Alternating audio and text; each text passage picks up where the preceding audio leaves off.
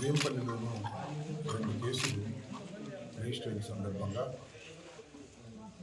నన్ను విచారణకు పిలిచారు. దాని నిమిత్తం నేను రావడం జరిగింది.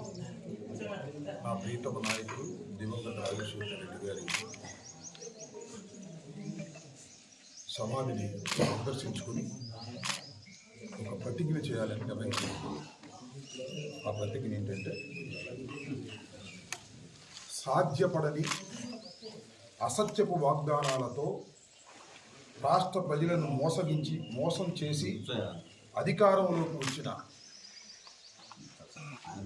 కూటమి ప్రభుత్వాన్ని ప్రజాస్వామ్య పద్ధతుల్లో కూల్చి వైఎస్ఆర్ కాంగ్రెస్ పార్టీ అధినేత వైఎస్ జగన్మోహన్ రెడ్డి గారిని అధికారంలోకి తీసుకొచ్చేంత వరకు అలుపెరగని పోరాటం చేస్తామని, ఈ పోరాటంలో ఎన్ని కుట్రలు, కుతంత్రాలు, దాడులు, కేసులు, జైళ్లు ఎదురైనా ధైర్యంగా పోరాడతామని వైఎస్ రాజశేఖర రెడ్డి గారి సాక్షిగా ప్రతిజ్ఞ చేస్తున్నాను.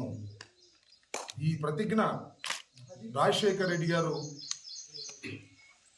పాదయాత్ర ప్రారంభించినప్పుడు మేము ఆయనతో పాటు నడవడానికి ప్రయత్నం చేసినప్పుడు ఎక్కువ దూరం నడవలేము అనుకున్నాం.